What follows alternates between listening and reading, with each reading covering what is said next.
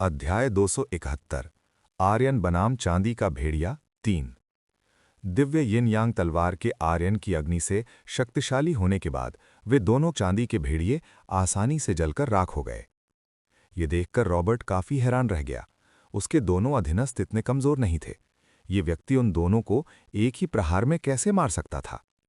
यहां तक कि उन दोनों को खुद को ठीक करने का मौका भी नहीं मिला। वे दोनों तुरंत आर्यन की अग्नि से भस्म होकर राख बन गए।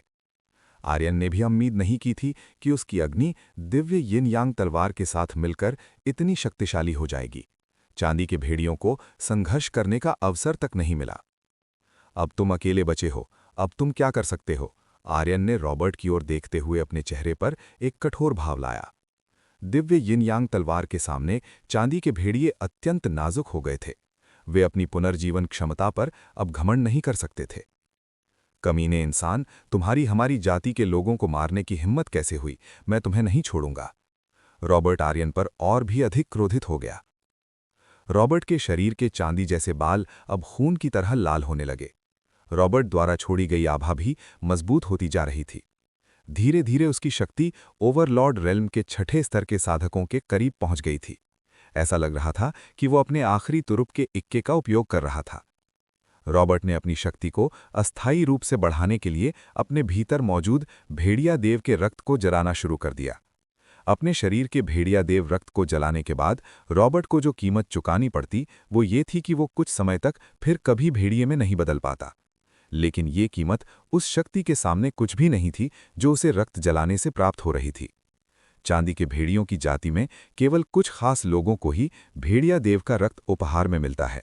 ऐसे लोगों के पास आमतौर पर राज परिवार में उच्च पद होते हैं। राजकुमार जो भी उन लोगों में से एक था जिनके पास भेड़िया देव का रक्त था। दुर्भाग्य से वो अभी भी इसे नियंत्रित नहीं कर सकता था। यदि जबरदस्ती की जाए तो जो लोग इसे नियंत्रित नहीं कर सकते वे अपना आपा खो देते हैं और पागलपन में तबाही मचाने लगते हैं। वे अपने आसपास के किसी भी व्यक्ति को मारने वाली मशीन बन जाते हैं, चाहे वो उनका परिवार हो या करीबी सदस्य। वे नियंत्रण से बाहर हुए रक्त के प्रभाव से नहीं बच पाते। इसी कारण से राजकुमार जो ने कभी इस शक्ति का उपयोग करने की हिम्मत नहीं की थी। उसे डर था कि वो अपना आपा खो देगा। रॉबर्ट का शरीर बड़ा और बड़ा होता जा रहा था। उसकी मांसपेशियां सख्त और कठोर हो गईं। उसके नाखून अब लंबे होकर चाकू की तरह बदल गए थे, जो आर्यन पर झपटने के लिए तैयार थे। उसके दांत बड़े और नुकीले हो गए थे।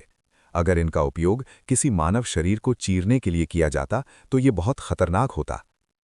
उसकी आंखें खून की तरह लाल थीं। उसने आर्यन की ओर अत्यंत शक्तिशाली और जानलेवा नजरों से देखा। आओ आओ आओ! रॉबर्ट फिर से दहाड़ा और आर्यन की ओर तेजी से बढ़ा। ईश्वरीय रजत पंजा।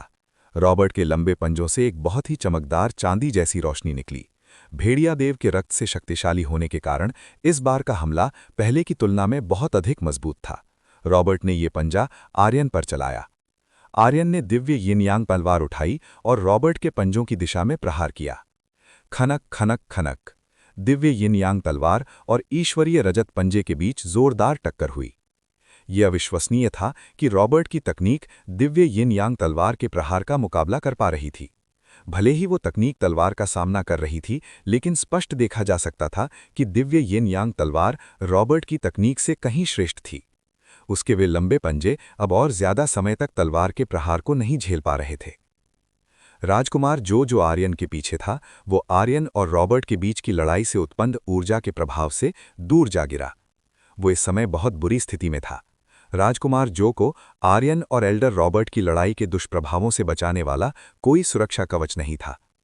एल्डर रॉबर्ट, जल्दी मेरी मदद करो, मैं अब और सहन नहीं कर सकता। राजकुमार ने एल्डर रॉबर्ट से उसे तुरंत बचाने की गुहार लगाई। राजकुमार की बुरी हालत देखकर रॉबर्ट को पीछे हटना पड़ा।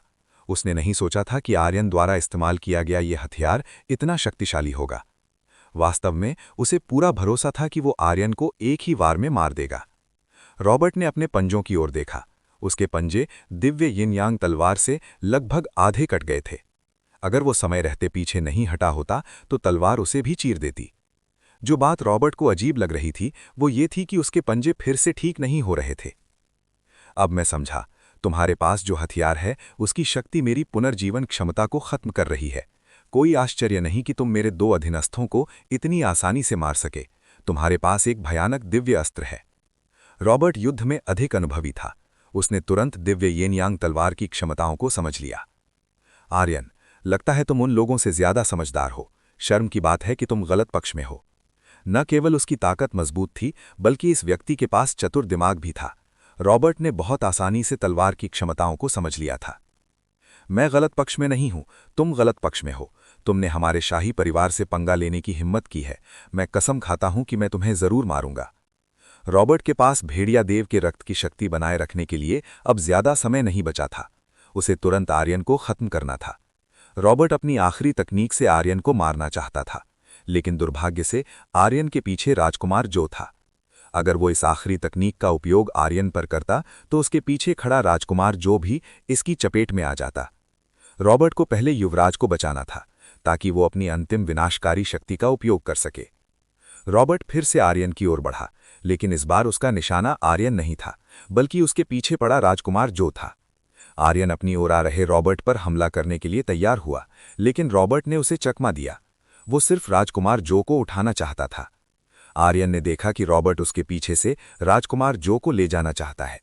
आर्यन चुप नहीं रहा। उसने तुरंत अपने पीछे पड़े राजकुमार जो के दिल में तलवार घोंप दी।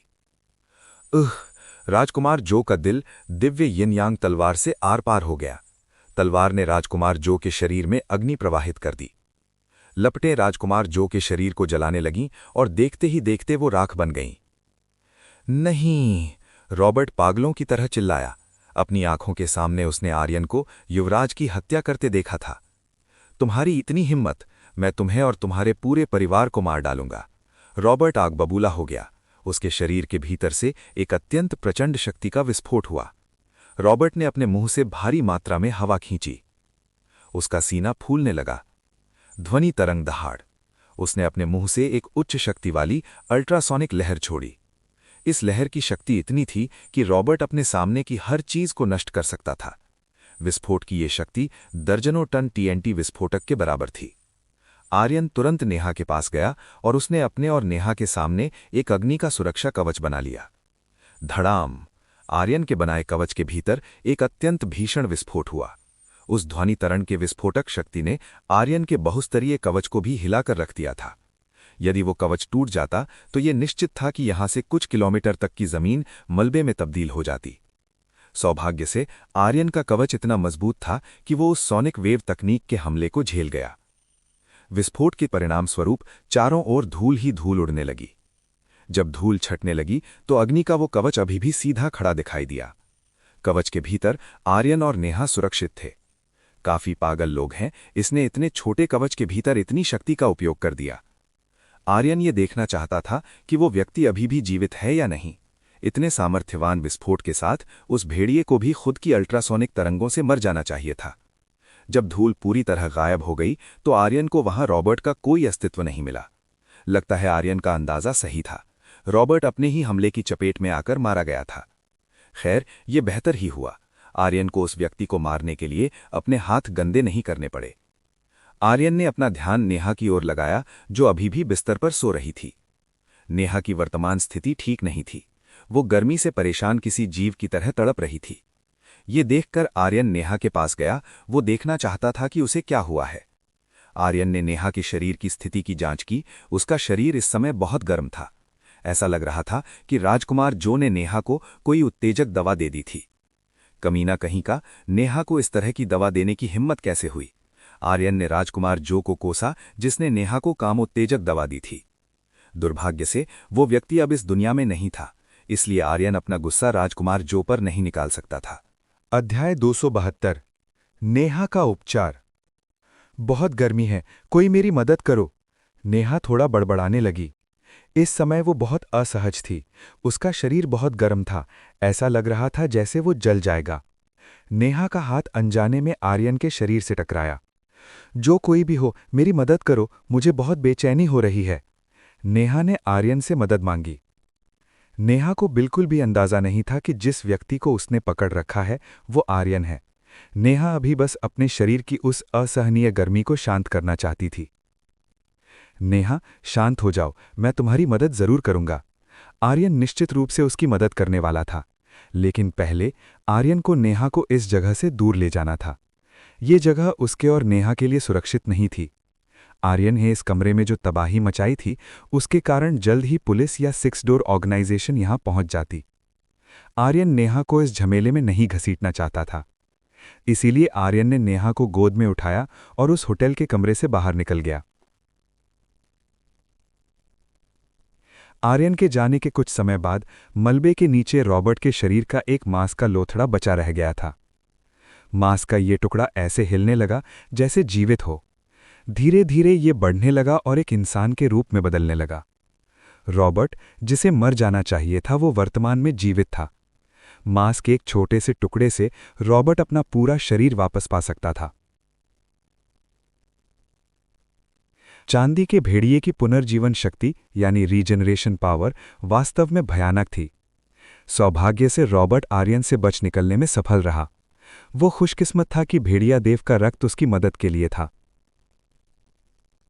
अगर भेड़िया देव का रक्त उसकी मदद के लिए नहीं होता तो रॉबर्ट महज एक छोटे से मांस के टुकड़े से कभी ठीक नहीं हो पाता। अब चूंकि भेड़िया देव का रक्त जल चुका था, रॉबर्ट की भेड़िए में बदलने की क्षमता अब खत्म हो चुकी थी। लानत है, वो लड़का बहुत शक्तिशाली है, मैं उसका मुकाबला नहीं कर सकता। रॉबर्ट को राजकुमार जो की रक्षा न कर पाने का बहुत अफसोस था। मुझे ये बात राजा को बतानी होगी। रॉबर्ट ने पश्चिमी दुनिया में लौटने और राजा को इसकी सूचना देने का फैसला किया। अगर राजा को पता चला कि युवराज की मृत्यु हो गई है तो वो बहुत क्रोधित होगा।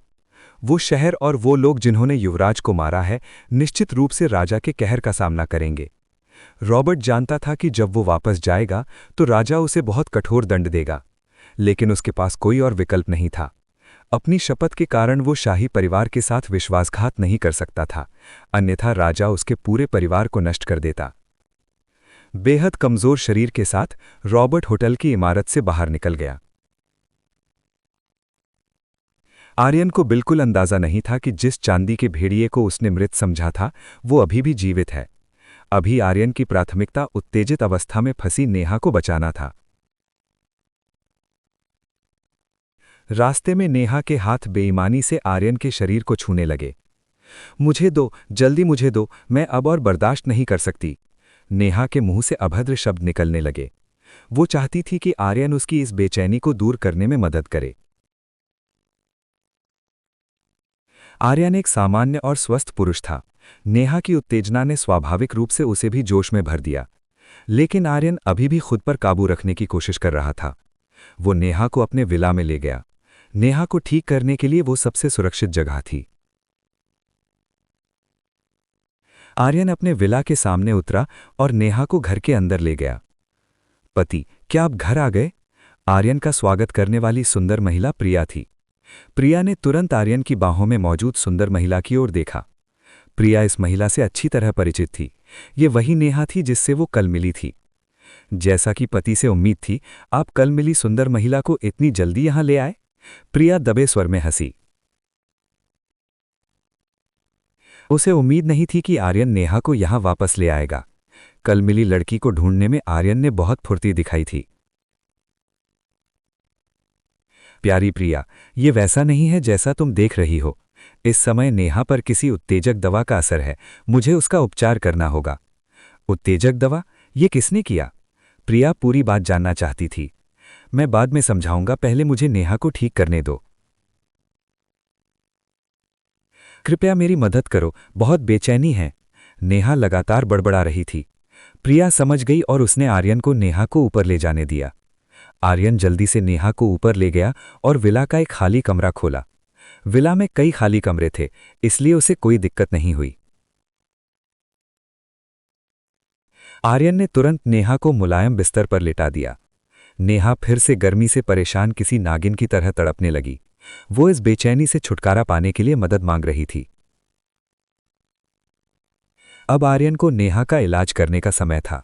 नेहा के शरीर में दी गई दवा किसी सामान्य कामोत्तेजक दवा जितनी खतरनाक नहीं थी, लेकिन इसे ऐसे ही छोड़ देना भी नेहा के शरीर के लिए हानिकारक हो सकता था। आर्यन ने नेहा के शरीर से कपड़े उतारना शुरू किया। उसकी हरकतें बहुत कोमल थीं। आर्यन ने जल्दी से नेहा के शरीर से सारे कपड़े हटा दिए। नेहा का नग्न शरीर बहुत ही परिपूर्ण था।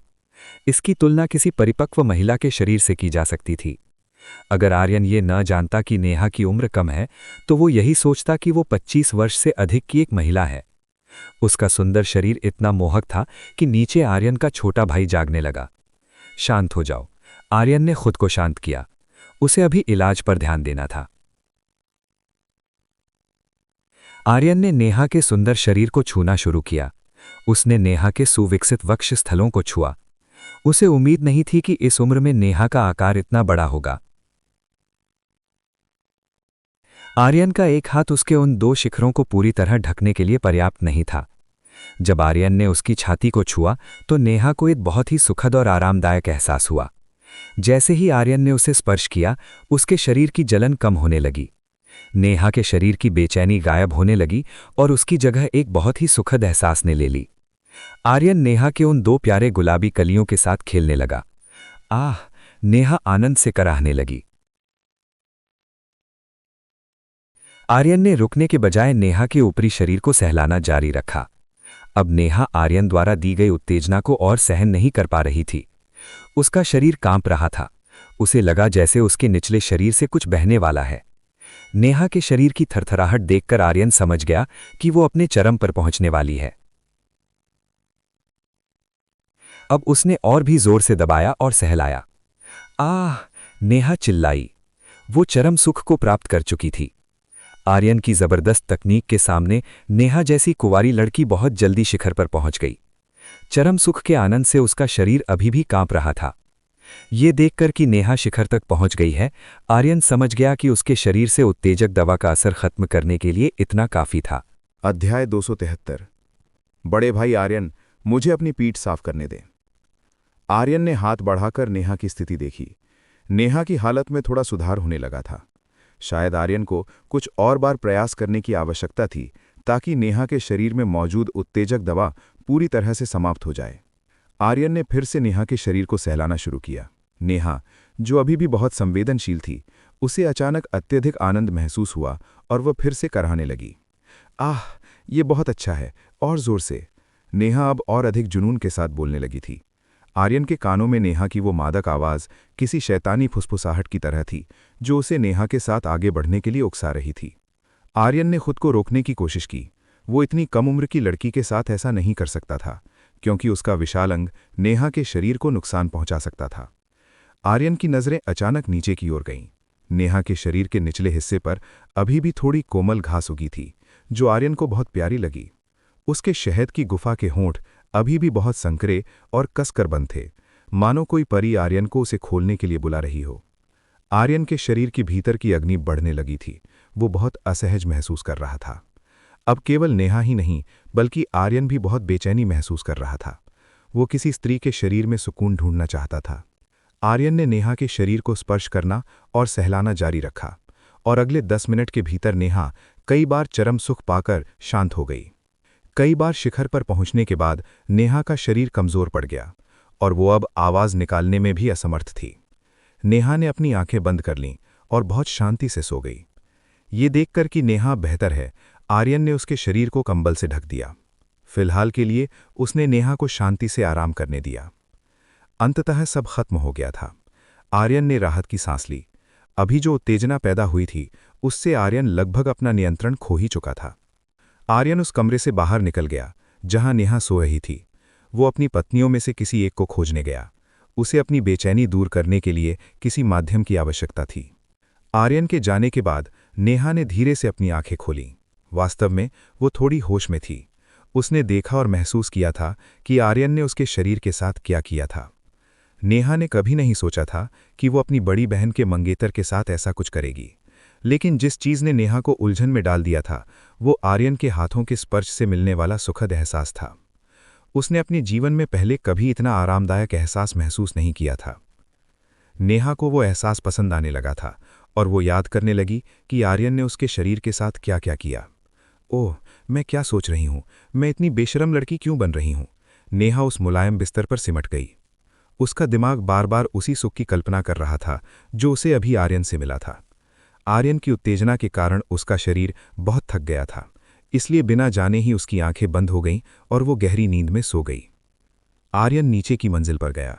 वो अपनी पत्नी को ढूंढ रहा था, लेकिन दुर्भाग्य से उसे प्रिया और दूसरों का कहीं पता नहीं चला। बड़े भाई आर्यन, आप क्या कर रहे हैं? अचानक परी आर्यन के पास आई और उससे पूछा। ओ परी, वो मैं प्रिया और दूसरों को ढूंढ रहा हूं। क्या तुमने उन्हें देखा है? मुझे भी नहीं पता। कभी कभी वे सब भूतों की तरह गायब हो जाते हैं। परी खुद भी इस बात से अक्सर उलझन में रहती थी कि प्रिया और अन्य महिलाएं कहाँ चली जाती हैं। वो अचानक गायब हो जाती थीं और अचानक प्रकट होती थीं, जिससे परी समझ नहीं पाती थी कि वे कहाँ गई थीं। आर्यन परी की उलझन समझ गया। ऐसा लग रहा था कि प्रिया और अन्य महिलाएं परीलोक के भीतर गई थीं। परी को परीलोक के बारे में नहीं पता था, इसलिए उसे नहीं पता था कि वे सब अभी वहीं हैं। बड़े भाई आर्यन, क्या आप नहाना चाहते हैं? परी ने अचानक आर्यन को स्नान का प्रस्ताव दिया। ये परी के लिए असामान्य था कि वो खुद आर्यन को स्नान के लिए कहे। यहाँ क्या हो रहा था? परी का चेहरा अचानक लाल हो गया और उसके सिर के ऊपर से जैसे भाप निकलने लगी। परी अभी भी वैसे ही थी, एक बेहद शर्मीली लड़की। आर्यन को भी अपनी बेचैनी शांत करने के लिए स्नान की आवश्यकता थी। इसके अलावा वो परी के अच्छे इरादों को ठुकराने की हिम्मत नहीं कर सकता था। ठीक है, मैं नहाऊंगा, कृपया सब तैयार कर दो। ठीक है, मैं पानी गर्म करती हूँ, बस 1 मिनट रुकिए। परी बहुत उत्साहित थी और जल्दी से बाथरूम में गर्म पानी तैयार करने चली गई। परी को खुश देखकर आर्यन भी खुश था। गुड़िया जैसी ये प्यारी लड़की आर्यन को हमेशा उसकी देखभाल करने के लिए प्रेरित करती थी। जल्द ही परी ने पानी गर्म कर लिया।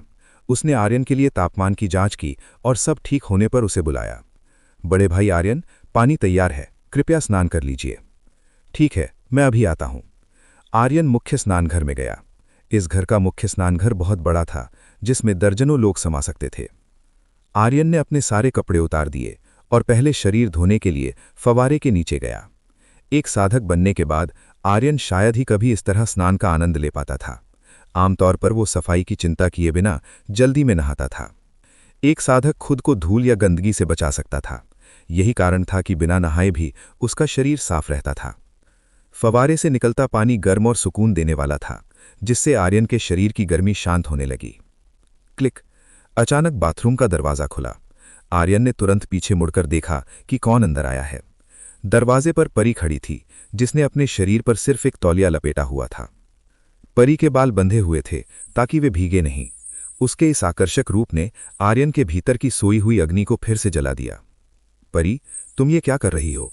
आर्यन ने पूछा कि वो अचानक अंदर क्यों आ गई। बड़े भाई आर्यन, वो मुझे आपकी पीठ साफ करने दें। शर्मीले चेहरे के साथ परी आर्यन की पीठ मलना चाहती थी। अरे, अचानक ऐसा क्यों? आर्यन ने अपने नीचे अपने छोटे भाई को छिपाने की कोशिश की। क्योंकि ये सेविका का काम है। परी आर्यन के पीछे चली गई। वो ठीक आर्यन के पीछे घुटनों के बल बैठ गई। यहां से वो आर्यन की विशाल पीठ देख सकती थी। सेविका का काम? आर्यन को समझ नहीं आया कि परी अचानक ऐसी बातें क्यों कर रही है। हाँ, ये सेविका का कर्तव्य है। बड़े भाई, आप शांत रहें और ये मुझ पर छोड़ दें। परी ने एक कपड़ा लिया और उस पर साबुन लगाया। जैसे ही कपड़े पर झाग बना, परी ने उसे आर्यन की पीठ पर मलना शुरू कर दिया। आर्यन इस स्थिति में असहाय था। वो हैरान था कि परी जैसी शर्मीली लड़की अचानक इतनी साहसी कैसे हो गई। अध्याय 274 आर्यन और परी 1। आर्यन सोचने लगा कि आखिर परी के दिमाग में क्या आया है कि वो ये सब करना चाहती है। आर्यन के पीछे परी इस समय बहुत सावधानी से उसकी पीठ मल रही थी। वो कोशिश कर रही थी कि रगड़ते समय आर्यन को चोट न लगे। मल मल मल। परी ने देखा कि आर्यन की पीठ बहुत विशाल थी। ये किसी लड़की की तुलना में बहुत बड़ी, मजबूत और मांसल थी। आर्यन की पीठ को छूते समय परी को बहुत अच्छा महसूस हो रहा था। मल मल मल। परी पूरे दिल से आर्यन की पीठ साफ कर रही थी। वर्तमान में आर्यन के लिए खुद पर काबू पाना बहुत कठिन था। परी की छोटी और कोमल उंगलियां उसके शरीर में गुदगुदी कर रही थीं। इसके अलावा आर्यन के निचले हिस्से में अग्नि अभी भी पूरी तरह जागृत थी। बड़े भाई आर्यन, क्या यह आरामदायक है? परी ने आर्यन से पूछा कि क्या उसकी सेवा से उन्हें अच्छा लग रहा है। हाँ हाँ हाँ, ये बहुत आरामदायक है। आर्यन ने 3 बार हाँ में उत्तर दिया। मैं बहुत खुश हूँ। एक बहुत ही प्यारी मुस्कान के साथ परी बेहद सुंदर लग रही थी। आर्यन ने उम्मीद नहीं की थी कि परी इतनी मासूम होगी। उसे पता ही नहीं था कि उसकी इस हरकत ने आर्यन को कितना असहज कर दिया था। आर्यन को ऐसा महसूस हो रहा था जैसे वो अपने निचले शरीर की सारी व्याकुलता को अभी बाहर निकाल दे। वैसे परी, तुमने ये सब कहाँ से सीखा? आर्यन ने पूछा कि उसे ये सब करने का विचार कहाँ से आया। आमतौर पर शर्मीली रहने वाली परी ऐसा कुछ नहीं कर सकती थी। निश्चित रूप से उसे कोई सिखा रहा था। आर्यन जानना चाहता था कि वो कौन है। वह, मैंने ये सब उस किताब से सीखा है जो मैंने कल खरीदी थी। किताब? वो कौन सी किताब है? किताब का शीर्षक है एक अच्छी सेविका कैसे बने। कल दुकानदार के मालिक ने मुझे ये किताब लेने का सुझाव दिया था। कल जब परी खाना पकाने की रेसिपी वाली किताब खरीदने गई थी तो दुकानदार ने उसे एक अच्छी सेविका बनने की किताब भी सुझा दी। दुकानदार ने कहा था कि अगर परी इस किताब की बातें सीख लेगी तो उसका मास्टर, जिसकी वो सेवा करती है, वो बहुत खुश होगा। परी दुकानदार की बातों में आ गई। वो आर्यन को इतने आरामदायक घर में रहने देने के लिए धन्यवाद देना चाहती थी। परी पूरे दिल से सेवा करके आर्यन का कर्ज चुकाना चाहती थी, इसीलिए उसने वो किताब खरीद ली। वो अपनी बेहतर सेवा से आर्यन को खुश करना चाहती थी। उस किताब में एक अच्छी सेविका बनने के कई तरीके थे, जैसे सुबह मास्टर को जगाना, उनके कपड़े बदलने में मदद करना, नाश्ता तैयार करना, नहाने में मदद करना, मसाज करना और यहाँ तक कि बिस्तर गर्म करना भी था। परी को बिस्तर गर्म करने का मतलब बिल्कुल समझ नहीं आया था। उसने इसके बारे में अपनी दीदी मीनल यानी फूलानलिंग से पूछने का सोचा था, क्योंकि आर्यन की सभी महिलाओं में वो मीनल के सबसे करीब थी। फिलहाल परी ने मास्टर को नहलाने में मदद करना सीखा था और परिणाम देखकर वो खुश थी कि आर्यन इसका आनंद ले रहे हैं। ऐसा लग रहा था कि उसने गलत किताब नहीं खरीदी थी। अब वो समझ गई थी कि एक अच्छी सेविका कैसे बनते हैं। परी ने आर्यन की पीठ मलना जारी रखा और अब उसकी पीठ पूरी तरह साफ हो चुकी थी। ठीक है, हो गया बड़े भाई आर्यन, अब मुझे आपका अगला हिस्सा साफ करने दें। परी उठी और आर्यन के सामने आ गई। रुको परी, तुम्हें इतना सब करने की जरूरत नहीं है। आर्यन ने उसे रुकने के लिए कहा। वो नहीं चाहता था कि परी उसका वो विशाल अंग देखे, लेकिन आर्यन के शब्द थोड़े देर से निकले। तब तक परी उसके सामने आ चुकी थी। परी आर्यन के सामने घुटनों के बल बैठ गई। उसने आर्यन के शरीर के अगले हिस्से को देखा और उसकी जांघों के बीच उसे एक बड़ी वस्तु दिखी जो किसी मशरूम जैसी लग रही थी। बड़े भाई आर्यन, आपके नीचे ये मशरूम जैसा क्या उगा हुआ है? परी ने बड़ी मासूमियत से पूछा। परी को वो वस्तु अजीब लगी। उसे समझ नहीं आया कि उसके पास वैसा कुछ क्यों नहीं है। परी वास्तव में पुरुष और महिला के शरीर के अंतर के बारे में नहीं जानती थी। वो कभी स्कूल नहीं गई थी, इसीलिए उसे शारीरिक संरचना का ज्ञान नहीं था। बचपन से उसे केवल पढ़ना सिखाया गया था। ऐसे विषयों को उसने कभी नहीं छुआ था। आर्यन समझ नहीं पा रहा था कि परी की इस मासूमियत पर वो हंसे या रोए।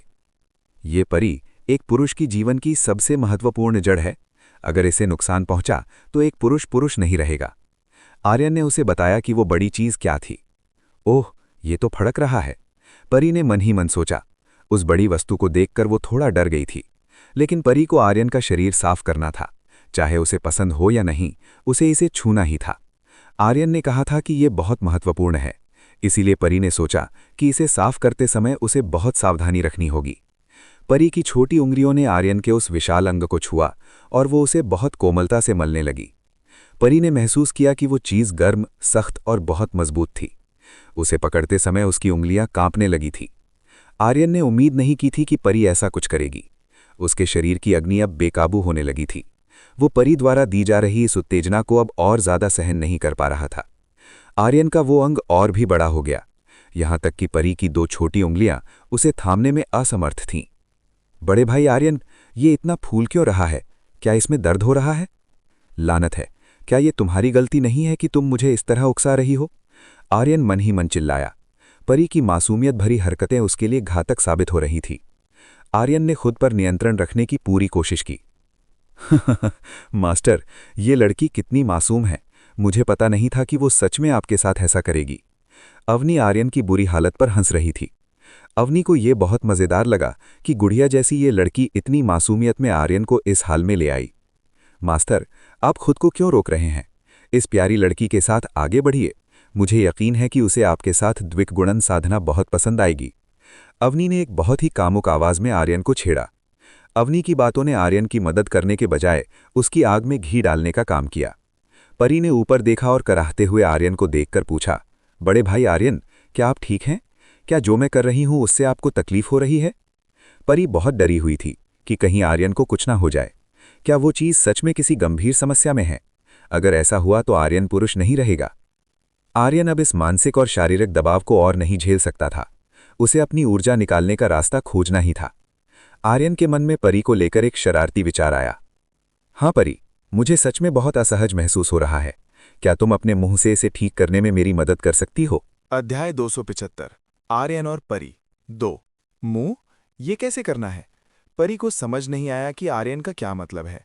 मेरा मतलब है इस बड़ी चीज को अपने मुंह में लो और इसके अंदर जो है उसे चूसो। अगर इस चीज के अंदर जो मेरा अंश है वो बाहर आ गया तो मैं ठीक हो जाऊंगा। आर्यन ने परी को अपने अंग की मदद के लिए मुंह का उपयोग करने को कहा। आर्यन को नहीं पता था कि ये शरारती विचार कहाँ से आ रहे थे, लेकिन वो परी जैसी मासूम लड़की का स्वाद चखना चाहता था। परी अब आर्यन का मतलब समझ गई थी, लेकिन उसे नहीं पता था कि ये विशाल चीज उसके मुंह में समा पाएगी या नहीं। इस चीज का आकार परी के लिए बहुत बड़ा था। उसने आर्यन की ओर देखा और उसे पीड़ा में समझकर उसकी मदद करना चाही। परी ने आसानी से आर्यन की बात पर विश्वास कर लिया और अपना संकल्प दृढ़ कर लिया। परी ने अपने सामने उस विशाल वस्तु को देखा और अपना छोटा सा मुंह आर्यन के अंग की ओर खोला। आर्यन का वो अंग परी के छोटे से मुंह के भीतर समाने लगा। उसका मुंह इतना नम और आरामदायक था कि छोटा आर्यन इस एहसास का भरपूर आनंद ले रहा था। परी को महसूस हुआ कि उसका मुंह पूरी तरह भर गया है। उसे लगा जैसे वो उल्टी कर देगी, क्योंकि ये चीज बहुत बड़ी थी। उसने उसे बाहर निकाला, घांसते हुए। परी दर्दनाक तरीके से खांस रही थी, जैसे वो ये करने में असमर्थ हो। क्या तुम ठीक हो? आर्यन ने पूछा। उसे लगा जैसे वो परी के साथ कुछ ज्यादा ही ज्यादती कर रहा है। नहीं, मैं ठीक हूं, बस मुझे आपके इस आकार की आदत नहीं है। परी को इतनी बड़ी चीज मुंह में लेने का अभ्यास नहीं था। अगर तुम नहीं कर सकती तो रहने दो। परी को तकलीफ में देखकर आर्यन के मन की आग थोड़ी शांत होने लगी और उसे उसके प्रति अपराध बोध यानी गिल्ट महसूस हुआ। नहीं नहीं, मुझे आपकी मदद करने दें, इसमें अभी भी दर्द हो रहा होगा ना? परी हार नहीं मानना चाहती थी। वो इस सूजी हुई चीज को ठीक करना चाहती थी। आर्यन के जवाब का इंतजार किए बिना परी ने उसे फिर से मुंह में लिया और चूसना शुरू कर दिया। पूरे बाथरूम में चूसने की आवाजें गूंजने लगी। आर्यन कराह उठा। परी की पकड़ ने जैसे उसकी आत्मा ही खींच ली हो। ये बहुत ही सुखद था। जब आर्यन इस एहसास का आनंद ले रहा था, अचानक परी ने उसे फिर बाहर निकाला। बड़े भाई आर्यन, इसके अंदर से कुछ निकल क्यों नहीं रहा? आपने कहा था कि चूसने से इसके अंदर का अंश बाहर आ जाएगा। आर्यन फीकी मुस्कान के साथ उसे देखने लगा। स्पष्ट था कि परी को इसके कार्यों के बारे में कुछ नहीं पता था। परी, ये उतना आसान नहीं है जितना तुम सोच रही हो। इसके लिए तुम्हें थोड़ी और मेहनत करनी होगी। चूसने के साथ साथ अपनी जीभ का उपयोग करो और आगे पीछे गति करो। आर्यन ने उसे सिखाया कि उसे क्या करना है। परी समझ गई और उसने सिर हिलाया। उसने फिर से कोशिश की। इस बार उसने वो सब किया जो आर्यन ने सिखाया था। वो अपनी जीभ और मुंह से उसे सहलाने लगी, जिससे आर्यन को बहुत मजा आने लगा। परी, अपने दांतों का इस्तेमाल मत करना, इससे मुझे दर्द हो सकता है। आर्यन ने उसे चेतावनी दी। परी ने सावधानी बरती कि उसके दांत आर्यन को न लगें। हालांकि उसकी हरकतें अभी भी अनाड़ी थी, लेकिन वो जल्दी सीख रही थी। तुम बहुत अच्छा कर रही हो, मुझे बहुत आराम मिल रहा है। आर्यन ने उसके कौशल की प्रशंसा की। परी बहुत खुश हुई और वो उत्साह से अपना काम करती रही। 20 मिनट बीत गए, लेकिन आर्यन अभी भी चरम पर नहीं पहुंचा था। परी बहुत थक गई थी। उसके जबड़े और जीभ सुन्न होने लगे थे। उसने उसे मुंह से बाहर निकाला।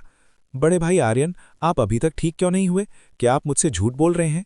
परी ने शिकायत की, क्योंकि अब तक कुछ भी बाहर नहीं निकला था। आर्यन अभी संतुष्ट नहीं था, हालांकि वो शिखर के बहुत करीब था। उसने परवाह नहीं की और फिर से अपना अंग उसके मुंह में डाल दिया। परी चौंक गई जब वो और भी गहराई तक चला गया। उसका दम घुटने लगा था।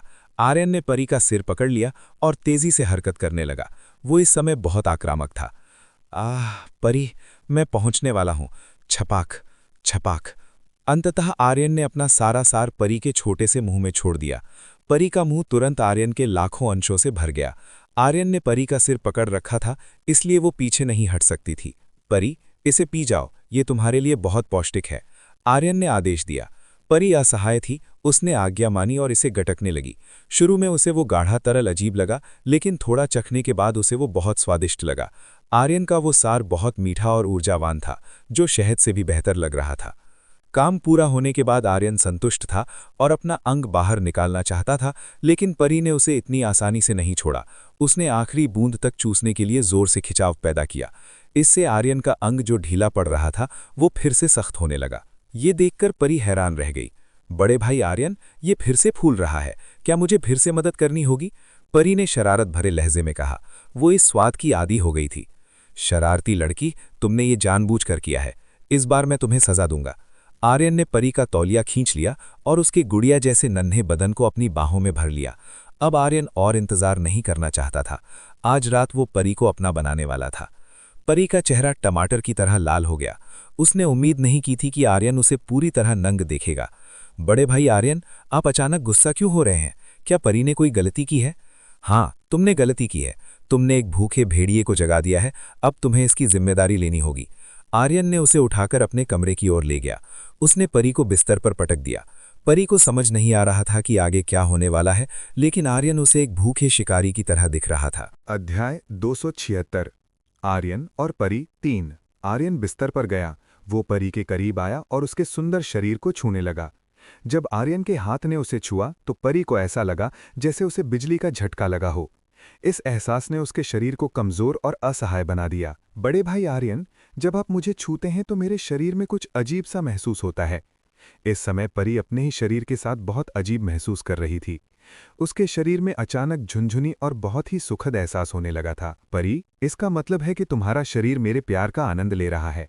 तुम बस ये मुझ पर छोड़ दो, मैं तुम्हें इस दुनिया की सबसे खुशहाल महिला बना दूंगा। आर्यन ने परी के कान में फुसफुसाया। उसके शब्द बहुत गहरे प्यार से भरे थे। परी का चेहरा इस समय शर्म से लाल हो गया था। आर्यन की रोमांटिक बातें सुनकर वो झेम गई थी। वास्तव में परी पहली बार मिलने के बाद से ही आर्यन को पसंद करती थी, लेकिन वो ये बताने में शर्माती थी। खासकर ये जानते हुए कि आर्यन के पास पहले से ही ऐसी महिलाएं हैं जो उससे कहीं ज्यादा खूबसूरत हैं, परी को आर्यन के प्यार की कोई उम्मीद नहीं रह गई थी। उसने उम्मीद नहीं की थी कि आर्यन आज ऐसी रोमांटिक बातें कहेगा। परी, मैं भी तुम्हें पसंद करता हूं, क्या तुम मेरी महिला बनोगी? आर्यन ने भी उस मासूम लड़की के सामने अपनी भावनाओं का इजहार कर दिया। बड़े भाई आर्यन, मैं बहुत खुश हूं। जब मैं आपसे पहली बार मिली थी तभी से मैं आपको बहुत पसंद करती हूं। परी ने बहुत बहादुरी से अपनी भावनाओं को स्वीकार किया। आर्यन उसके उत्तर से काफी संतुष्ट था। तो आज रात तुम्हें मेरा बिस्तर गर्म करना होगा। आर्यन ने फिर से परी के शरीर को सहलाया और उसके वर्जित क्षेत्र को छूने लगा। परी को अभी भी बिस्तर गर्म करने का मतलब समझ नहीं आया था, इसलिए उसने अपनी जिज्ञासावश आर्यन से पूछा, बड़े भाई आर्यन, बिस्तर गर्म करने का क्या मतलब है? जो किताब मैंने कल खरीदी थी उसमें भी ये शब्द आया था, लेकिन मुझे इसका मतलब समझ नहीं आया। परी ने पूछा कि उस किताब में बिस्तर गर्म करने का क्या अर्थ था। आर्यन को उम्मीद नहीं थी कि परी इतनी सरल बात पूछेगी। आज के किशोर भी जानते हैं कि बिस्तर गर्म करने का क्या मतलब होता है। ऐसा लगा कि परी का ज्ञान अभी भी बहुत कम है। आर्यन ने सोचा कि उसे शिक्षिका रीना से कहना चाहिए कि वो परी को थोड़ा पढ़ाए ताकि उसे आसानी से बेवकूफ न बनाया जा सके। परी, बिस्तर गर्म करने का मतलब है उस व्यक्ति के साथ सोना जिसे तुम चाहती हो। तुम्हें उसकी सेवा करनी होगी ताकि वो आरामदायक महसूस करे। क्या तुम समझी कि मेरा क्या मतलब है? आर्यन ने जितना हो सके उतना सरलता से समझाया। मुझे अभी भी समझ नहीं आया। परी को अभी भी बात स्पष्ट नहीं हुई थी। तो फिर मुझे तुम्हें सिखाने दो कि ये कैसे किया जाता है। आर्यन अब उसे सिखाने वाला था। आर्यन ने परी के वक्ष की एक कली को चूसना शुरू किया। वो एक भूखे बच्चे की तरह लालच से उसे चूसने लगा। परी करहा उठी। बड़े भाई आर्यन, मुझे अपनी शरीर के साथ कुछ अजीब सा महसूस हो रहा है। मुझे लग रहा है जैसे मैं पागल हो जाऊंगी। परी ने पहली बार ऐसा एहसास महसूस किया जो उसे बहुत सुख दे रहा था। परी, शांत हो जाओ, ये तुम्हारे लिए सामान्य है। तुम्हें बस इसका आनंद लेना है और बाकी सब मुझ पर छोड़ देना है। आर्यन ने उसे मार्गदर्शन दिया ताकि वो शिखर की खुशी प्राप्त कर सके। परी ने आर्यन की बात मानी और जब वो उसकी कलियों को चूस रहा था तो वो सुख का आनंद लेने लगी। आर्यन ने अपना एक हाथ नीचे परी के वर्जित क्षेत्र की ओर बढ़ाया और उसे कोमलता से सहलाने लगा। आह! परी अचानक चिल्लाई। आर्यन के हाथ के स्पर्श ने उसके शरीर में बिजली की लहर दौड़ा दी थी। इससे वो और भी कमजोर पड़ गई, लेकिन आनंद का वो सिलसिला जारी रहा। परी जैसी मासूम लड़की बहुत जल्दी आर्यन के वश में आ गई। आर्यन की उंगलियां परी की शहद की गुफा की टोह लेना शुरू कर रही थीं। वो गुफा अभी भी बहुत तंग थी और उसकी दीवारें आर्यन की उंगलियों को कसकर जकड़ रही थीं। जब उंगलियां अंदर गई तो परी का शरीर धनुष की तरह मुड़ गया। उसे अपने निचले हिस्से में बहुत अजीब महसूस हो रहा था। ऐसा लग रहा था जैसे बिजली उसके शरीर से सीधे दिमाग तक दौड़ रही हो। यह एहसास परी के लिए बहुत अधिक था। अब वो कुछ और नहीं सोच पा रही थी, बस उस असीम आनंद में डूबी हुई थी। बड़े भाई आर्यन, कृपया मुझे छोड़ दें। मुझे लग रहा है जैसे मुझे पेशाब आ जाएगा। परी को लगा कि उसके शरीर से कुछ बाहर निकलने वाला है। परी, ये पेशाब नहीं है। इसका मतलब है कि तुम चरम सीमा पर पहुंचने वाली हो। उसने इसे समझाया। नहीं नहीं नहीं, मैं पहुंच गई। अंत में परी शिखर पर पहुंच गई। आर्यन ने देखा कि परी आनंद की गहराइयों में डूबी हुई है। अब समय आ गया था कि वो परी के कौमार्य को स्वीकार करे। परी, क्या तुम तैयार हो? आर्यन ने पूछा कि क्या वो उसकी महिला बनने के लिए तैयार है। किस चीज के लिए तैयार हो? संवेदनशील शरीर के साथ परी ने पूछा। निश्चित रूप से मेरी महिला बनने के लिए। मैं तुम्हें इस दुनिया की सबसे सुखद चीज महसूस कराऊंगा। आर्यन ने परी को उठाकर अपनी गोद में बिठा लिया। कमजोर परी केवल आत्मसमर्पण कर सकती थी। आर्यन का छोटा भाई सीधे परी की शहद की गुफा के द्वार की ओर निशाना लगाने लगा। परी, तैयार हो जाओ, ये मजेदार होगा, आर्यन ने उसके कान में फुसफुसाया। परी ने केवल सिर हिलाया। वो इस पल को और अधिक आनंद लेना चाहती थी। आर्यन ने अपनी पूरी शक्ति के साथ अंदर प्रवेश किया। आह! परी दर्द से चिल्लाई। उसे लगा जैसे उसका शरीर 2 टुकड़ों में बट गया हो। उसकी गुफा से खून की कुछ बूंदें बाहर आईं, जो इस बात का प्रमाण थी कि वो अभी तक कुंवारी थी। परी की आंखों से आंसू बहने लगे। बड़े भाई आर्यन, कृपया इसे बाहर निकालें, ये बहुत दर्द कर रहा है, ये बिल्कुल भी अच्छा नहीं है, आपने मुझसे झूठ बोला। उसने शिकायत की और चाहा कि वो उस विशाल वस्तु को बाहर निकाल ले। परी, शांत हो जाओ, जल्दी ही ये बहुत अच्छा महसूस होगा, आर्यन ने उसे धैर्य रखने को कहा। इस समय आर्यन का अंग उसकी तंग दीवारों के बीच फंसा हुआ था। वो बहुत जोरदार खिंचाव महसूस कर रहा था। कुछ मिनटों के बाद अंततः दर्द गायब होने लगा और उसकी जगह एक खुजली और पूर्णता के एहसास ने ले ली। परी, अब कैसा महसूस हो रहा है? क्या अभी भी दर्द हो रहा है? आर्यन ने पूछा कि अब वो बेहतर स्थिति में है। अब दर्द नहीं हो रहा, लेकिन खुजली जैसा महसूस हो रहा है। ये बहुत अजीब है। चिंता मत करो, अब मैं हिलना शुरू करूंगा, तुम्हें निश्चित रूप से बहुत अच्छा लगेगा। ये देखकर कि परी अब बेहतर स्थिति में है, आर्यन ने धीरे धीरे पंप करना शुरू किया ताकि वो उसके आकार की आदी हो सके। अध्याय 277 आर्यन और परी 4। परी को जो खुजली महसूस हो रही थी वो अब गायब होने लगी थी। उस खुजली की जगह एक अत्यंत सुखद एहसास ने ले ली थी। परी ने अपने जीवन में पहले कभी ऐसा सुखद अनुभव नहीं किया था। हर बार जब आर्यन का प्रहार उसके केंद्र से टकराता तो वो जबरदस्त एहसास परी को कराहने पर मजबूर कर देता। परी, मुझे भी बहुत अच्छा लग रहा है, तुम्हारी गुफा ने मुझे बहुत कसकर जकड़ रखा है। आर्यन ने भी उस आनंद को महसूस किया जो उसे परी के साथ मिल रहा था। आर्यन ने अपनी गति और बढ़ा दी, जिससे परी के शरीर में हलचल और तेज हो गई। परी एक पूर्ण स्त्री होने के आनंद का अनुभव कर रही थी। ये वास्तव में बहुत अद्भुत लग रहा था।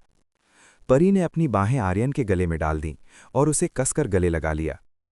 बड़े भाई आर्यन, मुझे लग रहा है कि कुछ और बाहर आने वाला है। परी को महसूस हुआ कि उसके भीतर से कुछ निकलने वाला है। इस बार यह एहसास पहले से कहीं अधिक शक्तिशाली था। बड़े भाई आर्यन, मुझे लग रहा है जैसे मैं उड़ रही हूं। हाँ। परी आनंद के शिखर पर पहुंच गई। शिखर पर पहुंचने के बाद उसका शरीर जोर से कांपने लगा। परी के शरीर की सभी नसें इस समय अत्यंत संवेदनशील हो गई थीं। उसने अपना सिर आर्यन के कंधे पर टिका दिया। वो अब बहुत थक चुकी थी। तो अब कैसा लग रहा है? अद्भुत, मैंने पहले कभी ऐसा कुछ असाधारण महसूस नहीं किया था। परी ने उम्मीद नहीं की थी कि आर्यन उसे इस तरह के सुख का अनुभव करा सकता है। अच्छा, तो चलिए जारी रखते हैं। मैं अभी तक पूरी तरह संतुष्ट नहीं हुआ हूं। आर्यन अभी भी बहुत जोश में था। परी को समझ नहीं आया कि आर्यन का क्या मतलब है, और इस बार आर्यन ने फिर से गति पकड़ी। आह! परी फिर से कराहने लगी। उसकी आवाज किसी बिल्ली के म्याऊं करने जैसी प्यारी थी। परी, मैं तुम्हें पसंद करता हूं। परी की गुफा की गहराइयों में अपनी गति जारी रखते हुए आर्यन ने उसके वक्षों को सहलाना शुरू कर दिया। इन दोहरी उत्तेजनाओं ने उसे सुध-बुध खोने पर मजबूर कर दिया। परी अब साफ तौर पर कुछ नहीं सोच पा रही थी। उसके दिमाग में केवल आर्यन ही था। वे दोनों पूरे 1 घंटे तक बिस्तर पर मग्न रहे और कई बार अपनी मुद्राएं बदली। अंततः आर्यन ने अपनी ऊर्जा को परी के भीतर मुक्त कर दिया। अब मैं मुक्त कर रहा हूं। छपाक! परी को तुरंत अपने शरीर में एक गर्माहट महसूस हुई।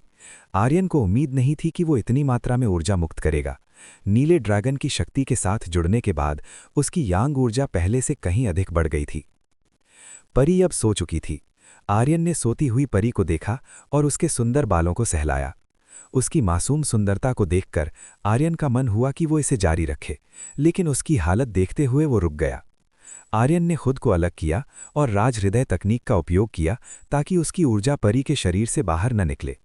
ये ऊर्जा अब परी के शरीर को और अधिक शक्तिशाली बनाने का काम शुरू करने वाली थी। मैं लगभग भूल ही गया था। मुझे अपनी कीमियागरी का अभ्यास करना है। मुझे जल्दी से स्वर्ण कमल से गोलियां बनानी होंगी ताकि सभी महिलाएं अपनी शक्ति बढ़ा सकें। आर्यन ने कपड़े पहने और सोती हुई परी को अपनी बाहों में उठाकर परी द्वार के भीतर ले गया। वहां वो उसे दोहरी साधना कक्ष में ले गया, जहां प्रिया और रीना पहले से मौजूद थीं। प्रिया, मैं बहुत थक गई हूं। मीनल और अवनी ने मुझे बहुत कड़ा प्रशिक्षण दिया है। वे ये सब आपकी भलाई के लिए कर रही हैं, वरना आप दूसरों से पीछे रह जाएंगी, प्रिया ने समझाया। रीना ने लंबी सांस ली। उसे यकीन नहीं हो रहा था कि आर्यन की सभी महिलाएं इतनी सुंदर हैं। उनकी तुलना में वो खुद को थोड़ा कमतर महसूस कर रही थी, खास तौर पर मीनल और अवनी जैसी सुंदरियों को देखने के बाद। तभी दरवाज़ा खुला और आर्यन को परी को गोद में उठाए देख वे दोनों हैरान रह गईं। पति, परी आपकी बाहों में क्यों है? क्या आप अभी नेहा के साथ थे? प्रिया ने पूछा। ये एक लंबी कहानी है, मैं बाद में समझाऊंगा।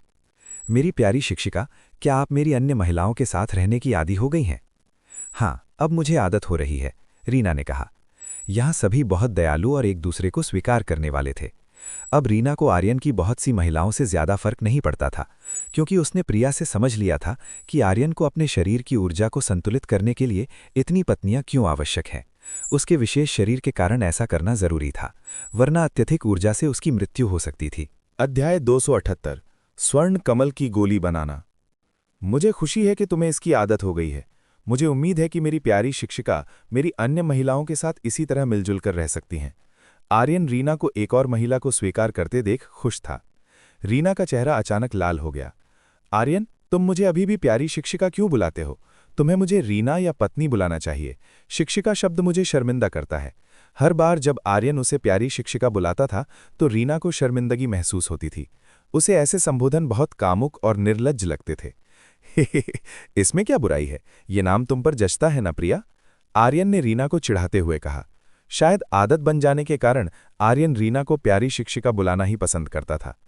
मैंने तुमसे कहा था कि मुझे रीना बुलाओ, तुम समझते क्यों नहीं शरारती छात्र? रीना ने आर्यन के कान खींचे। उसने अपना सारा गुस्सा उसके कानों पर निकाल दिया।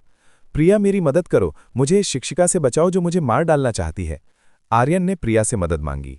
प्रिया बस आर्यन द्वारा रीना को चिढ़ाने पर मुस्कुराती रही। वे दोनों सच में बहुत प्यारे लग रहे थे। रीना के साथ थोड़ा प्यार भरा मजाक करने के बाद अंततः आर्यन ने माफी मांगी और उसे सिर्फ रीना कहकर पुकारा। ये सुनकर रीना खुश हुई और उसने आखिरकार आर्यन के कान छोड़ दिए। रीना, मुझे तुमसे एक अनुरोध है, क्या तुम इसे पूरा करोगी? आर्यन ने रीना से कुछ पूछना चाहा। वो क्या है? रीना ने सवालिया लहजे में पूछा। मैं चाहता हूं कि तुम परी को इस दुनिया की पढ़ाई और जानकारी सिखाओ। ऐसा लगता है कि परी अभी भी इस दुनिया के विज्ञान और तौर तरीकों को नहीं समझती है। परी की अत्यधिक मासूमियत को देखकर आर्यन चाहता था कि रीना उसे थोड़ा शिक्षित करे। अगर आर्यन आसपास नहीं रहा तो उसे डर था कि कोई भी परी को आसानी से बेवकूफ़ बना सकता है या उसका फ़ायदा उठा सकता है। ठीक है, इस लड़की को मुझ पर छोड़ दो, मैं इसे हर चीज़ में माहिर बना दूंगी। रीना बहुत उत्साही थी, उसे किसी को बुद्धिमान बनाना पसंद था। बहुत अच्छे, रीना से यही उम्मीद थी। इधर आओ, मुझे एक चुंबन देने दो। आर्यन रीना के करीब आया और उसे चूमने की कोशिश की। आर्यन नहीं, रीना ने बचने की कोशिश की, लेकिन बदकिस्मती से उसे देर हो चुकी थी। आर्यन ने उसके चेरी जैसे होंठों को चूमा। वो बहुत जुनून के साथ उसे चूमने लगा। रीना, जिसने शुरू में मना किया था, वो तुरंत असहाय हो गई और आर्यन के उस जोशीले चुंबन में खो गई। वे दोनों एक दूसरे को इतनी गहराई से चूमने लगे जैसे ये दुनिया सिर्फ उन दोनों की ही हो। अहम, पास ही खड़ी प्रिया अचानक खांसी। प्रिया की खांसी सुनकर रीना ने आर्यन को पीछे धकेल दिया। उसे अचानक याद आया कि प्रिया अभी भी देख रही थी। वो अपनी ही शिष्य के सामने ऐसी निर्लज्ज चीज कैसे कर सकती थी? रीना को बहुत शर्म महसूस हुई। आर्यन, तुम बहुत कामुक हो, मुझे तुम्हारे जैसा शरारती छात्र कैसे मिल गया? रीना ने आर्यन को डांटा। उसने सोचा कि उसे आर्यन को थोड़ा सबक सिखाना होगा ताकि वो इतना कामुक ना बने। हे। आर्यन बस उसे देखकर हंसता रहा। प्रिया, क्या तुम्हें रीना से ईर्ष्या हो रही है? तो फिर अपने पति को तुम्हें भी चुमने दो। आर्यन ने प्रिया को बिस्तर पर गिरा दिया। पति रुकिए, बड़ी बहन रीना मेरी मदद करें। आर्यन ने प्रिया की चीखों को नजरअंदाज किया और तुरंत उसके होठों को चूम लिया। रीना ने आर्यन को प्रिया से अलग करने की कोशिश की। दुर्भाग्य से प्रिया ने उसे भी अपनी ओर खींच लिया और वे तीनों बारी बारी से एक दूसरे को चूमने लगे। प्रिया और रीना के साथ समय बिताने के बाद आर्यन दोहरी साधना कक्ष से निकल गया। उसने उन दोनों को परी के जागने पर उसका ख्याल रखने के लिए कहा। अब चूंकि आर्यन को अपनी कीमियागरी यानी एल्केमी का स्तर बढ़ाना था, वो एक बहुत ही शांत और सुनसान जगह पर चला गया। उसने अपने भंडार कक्ष से डुअल ड्रैगन कढ़ाई निकाली और उसमें गोलियां बनाने की सामग्री डाली। सामग्री डालने के बाद आर्यन ने गोलियां बनाना शुरू किया। अगले 12 घंटे तक आर्यन ने अपना समय निरंतर गोलियां बनाने में बिताया। पारंपरिक औषधि उत्सव में उसने जो भी जिनसेंग खरीदा था वो सब गोलियों में इस्तेमाल हो चुका था। अब आर्यन का अनुभव और कौशल काफी बढ़ गया था।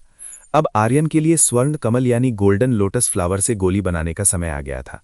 आर्यन ने 1 लाख साल पुराना स्वर्ण कमल और जिनसेंग निकाला। मिश्रण के लिए उसने अपने पास मौजूद सबसे अच्छे जिनसेंग का उपयोग किया। 1 लाख साल पुराने जिनसेंग के साथ उस गोली का प्रभाव और भी असाधारण होने वाला था। आर्यन ने इन दोनों दुर्लभ सामग्रियों को डुअल ड्रैगन कढ़ाई में डाला और ढक्कन बंद कर दिया। उसने अपने मन और हृदय को शांत किया। अगर यह असफल होता तो आर्यन के लिए यह बहुत बड़ा नुकसान होता। आर्यन ने अपनी अग्नि को कढ़ाई के चारों ओर घुमाना शुरू किया। उसकी अग्नि ने स्वर्ण कमल और जिनसेंग की अशुद्धियों को साफ करना शुरू कर दिया। उसे स्वर्ण कमल और जिनसेंग के भीतर से गंदगी निकालने में बहुत सावधानी बरतनी थी। यही चरण तय करेगा कि उसकी गोली कितनी शुद्ध होगी। अगर आर्यन से छोटी सी भी गलती हुई तो गोली शुद्ध नहीं होगी और उसका असर भी कम हो जाएगा। शुद्धिकरण की प्रक्रिया आर्यन के अनुमान से अधिक लंबी चली। इस समय तक उसका पूरा शरीर पसीने से भीग चुका था। आर्यन ढिलाई नहीं बरत सकता था। अगर उसने जरा सी भी लापरवाही की तो उसकी अब तक की सारी मेहनत बेकार हो जाती। अंततः आर्यन ने स्वर्ण कमल और जिनसेंग को शुद्ध कर लिया। अब केवल उन दोनों के अर्क को मिलाकर एक गोली का रूप देना बाकी था। ये अंतिम चरण था। आर्यन ने उम्मीद की कि यह सफल होगा। उसने अर्क को जमा कर एक गोली बनाना शुरू किया। उसे बहुत सावधान रहना था क्योंकि थोड़ी सामग्री भी वाष्पित हो सकती थी या प्रक्रिया विफल हो सकती थी। अगर वो उड़ गई तो आर्यन नहीं जानता कि वो स्वर्ण कमल जैसे दुर्लभ पौधे फिर कहाँ ढूंढेगा। स्वर्ण कमल मिलना बहुत कठिन है और पृथ्वी जैसी जगह पर तो और भी मुश्किल। ये भूसे के ढेर में सुई खोजने जैसा था। आर्यन पहले ही बहुत भाग्यशाली था कि उसे एक स्वर्ण कमल मिल गया था। शायद पूरे जीवन में दोबारा उसे ऐसा दुर्लभ पौधा ना मिले। तभी कढ़ाई से एक बहुत ही मनमोहक सुगंध आने लगी। ढम ढम ढम गोली बनने की प्रक्रिया के दौरान अचानक कढ़ाई जोर जोर से हिलने लगी। परिद्वार के भीतर का मौसम अजीब होने लगा और बिजली कढ़ाई पर गिरने लगी। ये विचित्र स्थिति देखकर भी आर्यन वहां से नहीं हटा। उसने खुद को बचाने के लिए एक सुरक्षा घेरा बनाया। अगर आर्यन ऐसी स्थिति में वहां से हट जाता तो यह निश्चित था कि कढ़ाई के भीतर की गोली वाष्पित हो जाती। उच्च ग्रेड की गोलियां बनाते समय यह सामान्य बात थी। गोलियों को मिलाते समय होने वाली प्रक्रिया आसपास के वातावरण को प्रभावित कर सकती थी। एक पूर्ण और उत्तम गोली बनाने के लिए आर्यन को यह सब झेलना ही था। कड़ाक ढम ढम सैकड़ों बिजली के झटके लगातार डुअल ड्रैगन कढ़ाई पर गिरते रहे। बूम! अचानक कढ़ाई में एक बहुत तेज विस्फोट हुआ जिसने एक बहुत शक्तिशाली झटका पैदा किया। अध्याय 279 सुंदर और परिपक्व स्त्री। धूल ने आर्यन और ड्यूअल ड्रैगन कढ़ाई को पूरी तरह ढंक दिया था। खू खू खू खू अपने चारों ओर उड़ती धूल के कारण आर्यन खांसने लगा। क्या मैं सफल हुआ? आर्यन ये जानने के लिए उत्सुक था कि उसने जो गोली बनाई है वो सफल हुई या नहीं। आर्यन ने ड्यूअल ड्रैगन कढ़ाई का ढक्कन खोला। जैसे ही ढक्कन खुला उसके भीतर से एक बहुत ही मनमोहक सुगंध बाहर आई। कितनी सुखद खुशबू है। आर्यन ने ऐसी खुशबू वाली गोली पहले कभी नहीं सूंघी थी। उसने कढ़ाई के अंदर झांका तो उसे सुनहरे रंग में चमकती कुल 12 गोलियां दिखाई दीं। वाह, इतनी सारी! मैंने सोचा नहीं था कि मैं स्वर्ण कमल से इतनी सारी गोलियां बना पाऊंगा। आर्यन को उम्मीद नहीं थी कि वो इतनी बड़ी संख्या में इन्हें बनाने में सफल होगा। शुरुआत में आर्यन को लगा था कि कढ़ाई की मदद से वो केवल 5 से 6 गोलियां ही बना पाएगा, लेकिन उसकी वर्तमान क्षमता से ये परिणाम मिला। आर्यन ने एक स्वर्ण कमल गोली अपनी हथेली पर ली। उसने बारीकी से जांच की कि क्या इसमें कोई खराबी या कमी है। कुछ देर शोध करने के बाद उसे उन गोलियों में कोई दोष नहीं मिला। सब कुछ बहुत शुद्ध और उत्तम लग रहा था। ये तो बेहतरीन है। मैं एक खाकर देखता हूं, शायद इसका मुझ पर कुछ प्रभाव पड़े। आर्यन ने खुद पर इसका परीक्षण करने का सोचा। वो जानता था कि ये गोली उसकी शक्ति बढ़ाने में बहुत अधिक सहायक नहीं होगी, फिर भी वो अन्य महिलाओं को देने से पहले खुद इसकी पुष्टि करना चाहता था। उसे डर था कि कहीं इसका कोई बुरा प्रभाव प्रिया या दूसरों पर न पड़े। न्यू न्यू न्यू न्यू अचानक यशिका, छोटी लोमड़ी, आर्यन के बगल में दिखाई दी। नन्ही लोमड़ी यशिका ने अचानक आर्यन की थांग पर अपना छोटा सा हाथ हिलाया। आर्यन ने तुरंत उसकी ओर देखा। यशिका, क्या बात है? तुम्हें क्या चाहिए? न्यो न्यो न्यो वो आर्यन के हाथ में मौजूद गोली की ओर इशारा कर रही थी। ऐसा लग रहा था कि वो एक गोली मांग रही है। क्या तुम्हें ये चाहिए? आर्यन ने हाथ की गोली की ओर इशारा करते हुए पूछा। यशिका ने सिर हिलाया। उसे वही गोली चाहिए थी। आर्यन को समझ नहीं आ रहा था कि वो स्वर्ण कमल की गोली क्यों चाहती है। न्यू न्यू न्यू वो किसी बच्चे की तरह जिद करने लगी, जैसे उसे कैंडी चाहिए। ठीक है, ये तुम्हारे लिए है। आर्यन ने एक स्वर्ण कमल गोली यशिका को दे दी। यशिका ने तुरंत अपना मुंह खोला और आर्यन के हाथ से गोली मिलने का इंतजार करने लगी। आर्यन ने गोली उसके मुंह में डाली और यशिका ने उसे तुरंत गटक लिया। अपनी मनचाही चीज मिलने के बाद यशिका उछलकर आर्यन की गोद में आ गई और अपनी नन्ही जीभ से उसे चाटने लगी। गुदगुदी हो रही है। ये पहली बार था जब यशिका ने आर्यन के साथ इस तरह लाड दिखाया था। ठीक है, अब जाओ और अपनी मर्जी से खेलो। आर्यन ने उसे जाने को कहा। यशिका उसकी गोद से उतरी और एक कोने में पड़े बड़े पत्थर पर जाकर लेट गई। आर्यन ने देखा कि पेट भरने के बाद वो सो गई थी। ये छोटी लोमजी बस खाने और सोने के बारे में ही जानती थी। उसे यशिका पर गोली का कोई विशेष प्रभाव तुरंत दिखाई नहीं दिया। क्या ये गोली वास्तव में प्रभावशाली थी? आर्यन ने फिर से कढ़ाई की गोलियों पर ध्यान केंद्रित किया। इसे साबित करने के लिए उसने भी एक गोली मुंह में डाल ली। जैसे ही उसने स्वर्ण कमल गोली निगली, उसके शरीर के भीतर एक अत्यंत शुद्ध और विशाल ऊर्जा उत्पन्न हुई। ये महसूस करते ही आर्यन तुरंत पालथी मारकर बैठ गया और आंखें बंद कर लीं। उसे अपने शरीर में उमड़ रही उस शुद्ध ऊर्जा को नियंत्रित करना था। लगभग 2 घंटे बाद वो ऊर्जा पूरी तरह से उसके शरीर में समा गई। धम धम धम, आर्यन के शरीर से एक शक्तिशाली आभा ऑरा निकली। ऐसा लग रहा था कि वो ओवरलॉर्ड रेल्म के 7वें पड़ाव पर पहुंचने वाला है। बूम! एक और शक्तिशाली ऊर्जा का विस्फोट हुआ और अंततः आर्यन 7वें ओवरलॉर्ड रेल्म में प्रवेश कर गया। सफलता मिलने के बाद उसने अपनी आंखें खोलीं। मुझे उम्मीद नहीं थी कि इस गोली को खाने के बाद मेरा स्तर इतना बढ़ जाएगा। अब उसे अन्य महिलाओं को ये गोली देने में कोई संकोच नहीं था। मास्टर, इस सफलता के लिए आपको बधाई हो। आर्यन के पीछे से एक बहुत ही कोमल और आकर्षक आवाज आई। अवनी, तुम्हारी शुभकामनाओं के लिए धन्यवाद। जैसे ही वो पीछे मुड़ा, आर्यन हैरान रह गया। जो महिला उसे बधाई दे रही थी वो अवनी नहीं थी। उसके सामने एक अत्यंत सुंदर और परिपक्व वयस्क महिला खड़ी थी। उस महिला ने एक बहुत ही कामुक किमोनो पहना हुआ था। उसके लंबे काले बाल पानी की तरह बह रहे थे। उसका शरीर पूरी तरह से एक विकसित और सुंदर स्त्री का था। उसके वक्षों का आकार अद्भुत था, लगभग कंचन के बराबर। उसका पहनावा उसे और भी अधिक आकर्षक बना रहा था। उसका किमोनो काफी ढीला था, जिससे उसके शरीर की बनावट साफ झलक रही थी। तुम कौन हो और यहाँ कैसे आई? आर्यन ने तुरंत पूछा। वो इस महिला को नहीं जानता था। ये पहली बार था जब वो इस सुंदर और परिपक्व स्त्री से मिल रहा था। हे, मास्टर, क्या आप सच में नहीं जानते कि मैं कौन हूँ? वो महिला आर्यन को देखकर मुस्कुराई। आर्यन ने उसे ऊपर से नीचे तक देखा। मैं तुम्हें बिल्कुल नहीं जानता, तुम यहाँ कैसे पहुंची? वो सुंदर महिला अचानक गायब हुई और आर्यन के ठीक सामने प्रकट हो गई। आपने इस रानी को ऐसा बना दिया है और आप कह रहे हैं कि आप मुझे नहीं जानते? उसकी आंखों में आर्यन के लिए एक सवाल था। वो आर्यन के बहुत करीब थी। आर्यन ने अनजाने में अपना चेहरा दूसरी तरफ घुमा लिया। वो महिला आर्यन के इस व्यवहार से खुश नहीं थी। उसे लगा कि उसे नज़रअंदाज किया जा रहा है। उसने अपनी उंगलियों से आर्यन का चेहरा छुआ। मास्टर, बेहतर होगा कि आप याद करने की कोशिश करें, वरना मैं बहुत नाराज हो जाऊंगी। आर्यन पूरी तरह से उलझन में था कि यह महिला कौन है और कहां से आई है। क्या तुम संकेत दे सकती हो कि तुम कौन हो? आर्यन ने सुराग मांगा। वो सुंदर महिला असहाय महसूस करने लगी।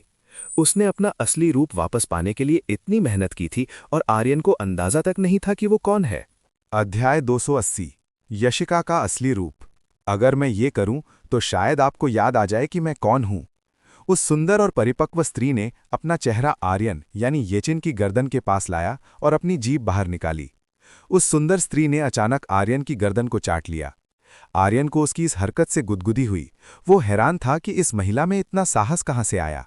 ठहरो, ये एहसास, कहीं ये महिला यशिका तो नहीं? आर्यन ने चौंक कर उसकी ओर देखा। क्या तुम यशिका हो? आर्यन ने पूछा। आखिरकार आपको इस रानी की याद आ ही गई। यशिका उसे चिढ़ाते हुए हंसी। आर्यन ये जानकर दंग रह गया कि ये सुंदर स्त्री वास्तव में नन्ही यशिका ही थी। ये उसकी उम्मीदों से कोसों दूर था। लेकिन तुम्हारा ये रूप कैसे हो सकता है? और तुम्हारा व्यवहार भी पहले से कितना अलग है? आर्यन को लगा था कि यशिका एक प्यारी सी छोटी लड़की होगी। ये सुनकर यशिका नाराज हो गई। उसके शरीर के पीछे से 9 सफ़ेद पूंछें बाहर निकली और उन्होंने तुरंत आर्यन के शरीर को जकड़ लिया। उन पूंछों को देखकर आर्यन को पक्का यकीन हो गया कि ये नन्ही यशिका ही है। उसने कभी नहीं सोचा था कि यशिका इतनी सुंदर स्त्री बन जाएगी। यशिका ने आर्यन को अपने और करीब खींचा। इस रानी को वैसा व्यवहार करना पड़ा, ये मेरी गलती नहीं थी। अगर आप कंजूस ना होते तो मैं बहुत पहले ही अपना असली रूप वापस पा लेती, यशिका ने आर्यन के कान के पास फुसफुसाते हुए कहा। यशिका थोड़ी असंतुष्ट थी क्योंकि आर्यन उसके प्रति कंजूस था। सौभाग्य से आर्यन की अन्य महिलाएं जैसे प्रिया, रीमा बहुत दयालु थीं। जब तक यशिका मासूम बनी रहती, वे उसे औषधीय पौधे देती रहती थीं। यशिका को अपना असली रूप पाने के लिए वैसा नाटक करना पड़ा था। ओह, मुझे माफ कर दो, क्या तुम अब मुझे छोड़ सकती हो? आर्यन ने विनती की। चूंकि आर्यन ने ईमानदारी से माफी मांग ली थी, यशिका ने अपनी पूंछों से उसे आजाद कर दिया। तो ये तुम्हारा असली रूप है, लेकिन तुमने इतने समय तक मुझे ये दिखाया क्यों नहीं? आर्यन ने पूछा। मैं ऐसा नहीं कर सकती थी। पहले जब मैंने उन 5 बूढ़े ताओवादियों से युद्ध किया था, तब मैंने अपनी शक्ति बढ़ाने के लिए एक वर्जित तकनीक का इस्तेमाल किया था। उसका फल ये हुआ कि मैं काफी समय के लिए लोमड़ी के रूप में फंस गई थी। मुझे जल्दी ठीक होने के लिए कीमती जड़ी बूटियों की जरूरत थी, लेकिन मेरा मास्टर बहुत कंजूस था। यशिका ने अपनी आप बीती सुनाई। आर्यन समझ नहीं पा रहा था कि वो उसे समझा रही है या कंजूस कहकर उसका मजाक उड़ा रही है। उसने कहा, मैंने अभी माफी तो मांगी, तुम बार बार वही बात क्यों दोहरा रही हो? यशिका ने ठंडी आह भरी। हे यशिका, तुम हमेशा कहती हो कि तुम रानी हो, क्या तुम सच में रानी हो? ये रानी 9 पूंछ वाले लोमड़ी कबीले की नेता थी। मेरे अनुयायी मुझे रानी ही बुलाते थे। यशिका ने अपने अतीत के बारे में बताया। यही कारण था कि उसका व्यवहार और स्वभाव किसी कुलीन स्त्री जैसा था। उसके मोहक रूप के साथ मिलकर कोई भी पुरुष उसकी ओर आकर्षित हो सकता था। तो तुम्हारा कबीला अब कहाँ है? आर्यन ने उत्सुकता से पूछा। ये सुनते ही यशिका का चेहरा उदास हो गया। मुझे तुम्हें ये बताने की जरूरत नहीं है। वो अपने कबीले के बारे में बात नहीं करना चाहती थी। उसकी प्रतिक्रिया देखकर आर्यन समझ गया कि जरूर कुछ बुरा हुआ होगा, इसलिए उसने दोबारा नहीं पूछा। तुम और मैं अब मास्टर और सेवक हैं, मैं तुम्हें अभी भी यशिका ही बुलाऊंगा। आर्यन ने मुस्कुराते हुए कहा। यशिका की पूंछ ने फिर से आर्यन को कसकर जकड़ लिया। तुम किसे यशिका कह रहे हो? ये रानी हजारों साल जी चुकी है। तुम्हारे जैसे लड़के की हिम्मत कैसे हुई मुझे छोटा समझने की? तुम्हें मुझे रानी बुलाना चाहिए। उसे आर्यन का उसे छोटा कहना पसंद नहीं आया, क्योंकि उसकी उम्र हजारों साल थी और आर्यन अभी 20 साल का भी नहीं हुआ था। आर्यन ने पलटकर कहा, ऐसा कभी नहीं होगा। मैं तुम्हारा मास्टर हूं, तुम्हें मेरी बात माननी चाहिए। यशिका को गुस्सा आने लगा और उसने अपनी पूंछ की पकड़ और मजबूत कर ली। तभी अचानक आर्यन के हाथ पर बना अनुबंध चिन्ह चमकने लगा। तुरंत ही यशिका का सिर घूमने लगा और उसमें तेज दर्द हुआ। वो झटके से आर्यन को छोड़कर बैठ गई। ओह, बहुत दर्द हो रहा है मास्टर, कृपया इसे रोकें। आत्म संबंध के कारण यशिका आर्यन का कोई नुकसान नहीं कर सकती थी। अगर वो उसे परेशान करने का जरा सा भी विचार करती तो उसे ऐसा ही दर्द सहना पड़ता। मैं इसे रोक दूंगा, लेकिन तुम्हें वादा करना होगा कि तुम तमीज से रहोगी। आर्यन ने शर्त रखी। ठीक है, मैं वादा करती हूं, कृपया इसे अभी रोकें, बहुत दर्द हो रहा है, यशिका ने गिड़गिड़ाते हुए कहा। आर्यन ने अनुबंध का प्रभाव रोक दिया। जब दर्द बंद हुआ तो यशिका को राहत मिली। अच्छी लड़की, अब से तुम्हें और अधिक आज्ञाकारी बनना होगा। आर्यन ने उसके सुंदर सिर को सहलाया। यशिका को बहुत शर्मिंदगी महसूस हुई। हजारों साल जीने वाली रानी को आर्यन इस तरह छोटे बच्चे की तरह पुचकार रहा था, लेकिन आर्यन का स्पर्श उसे सुखद लगा। उसे अपनी मां की याद आ गई। आर्यन ने यशिका के सिर के ऊपर मौजूद लोमड़ी के कानों को देखा जो हिल रहे थे। ऐसा लग रहा था कि वो इसका आनंद ले रही है। आर्यन ये देखना चाहता था कि ये कान असली हैं या नकली। आह! जैसे ही आर्यन ने उसके कान पकड़े, यशिका के मुंह से एक कोमल कराह निकली। मास्टर, उन्हें मत छुएं, वो बहुत संवेदनशील हैं, उसने चेतावनी दी। क्या? सच में? इन्हें छूने का एहसास तो बहुत अच्छा लगता है। आर्यन ने उन कोमल कानों को सहलाना जारी रखा। यशिका कराहने लगी। उसका शरीर आर्यन के स्पर्श से गर्म होने लगा। वो असहज होकर छटपटाने लगी, क्योंकि उसे बहुत सुखद एहसास हो रहा था। नहीं, वो आर्यन से दूर भाग गई। वो जानती थी कि अगर आर्यन उसके कानों को छूता रहा तो वो खुद पर काबू नहीं रख पाएगी। वो किसी डरे हुए खरगोश की तरह वहां से भाग गई। आर्यन उसे जाते हुए देखता रहा। उसे अभी भी यकीन नहीं हो रहा था कि नन्ही यशिका का असली रूप इतनी सुंदर और परिपक्व स्त्री का है। हेलो गाइज, अगर आपको स्टोरी अच्छी लगी हो तो प्लीज़ चैनल को लाइक, शेयर और सब्सक्राइब कर दो और कमेंट्स करो अगर कुछ चेंज करना है तो।